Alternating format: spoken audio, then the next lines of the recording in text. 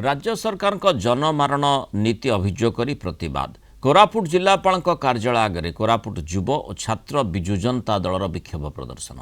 राज्य बीजेपी सरकार जनविरोधी नीति नहीं जिलापाल कार्यालय सम्मुख में प्रतिवाद प्रदर्शन कर लोकंकु सचेतन करा जायछि। परिवहन विभाग खामखियाली प्रदूषण नियम सरकारी चाकरी बिक्री अभियोग स्मार्ट मीटर लगाइबा नहीं टाटा पावर को अहेतुक अनुकंपा देखा जाउथिबा नहीं बीजेडी पक्षरु प्रतिवाद करा जायछि। कोरापुट जिला बीजेडी सभापति झिन हेकाक नेतृत्व में विजु पट्टनायक प्रतिमूर्ति निकट जिलार समस्त अंचल आसथिबा बीजेडी कर्मी को नहीं एक शोभा यात्रा बाहरी कोरापुट जिलापाल कार्यालय सम्मुख में पहुंची सेठारे विक्षोभ प्रदर्शन करा जिबा सह धारणा दिया जायथिला। जिलापाल उद्देश्य अतिरिक्त जिलापाल को दाबीपत्र प्रदान करिछि कोरापुट युव और छात्र बीजेडी।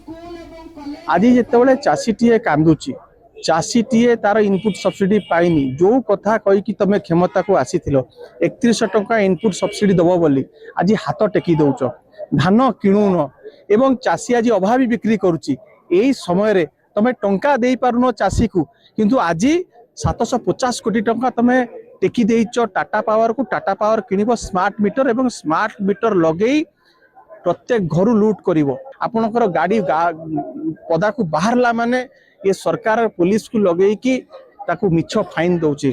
गाड़ी कोरापुट रे अछि भुवनेश्वर रे फाइन उठिछि। आज युव पीढ़ी 18 मास रे 19 टी परीक्षा पेपर लीक टंका दियो चाकरी नियो नारा बीजेपी सरकार। आज प्रति घर इलेक्ट्रिक बिल नारे स्मार्ट मीटर लगे कि एडिशनल डिपोजिट फी कलेक्शन करिकि साधारण लोकों को शोषण करा जाउछि। आज ओडिसा रे हिटलर शासन चली हिटलर गादी रे बसिचंदी मोहन माझी। हिटलर कहउतिले लोकों को शोषण कर लोकों को अत्याचार कर से पर्यंत कर जो पर्यंत लोक बंचिबाटा ही स्वाधीनता भाबिबे। आज ओडिसा रे लोक बंचिबाटा ही स्वाधीनता भाबिबा आरंभ कले।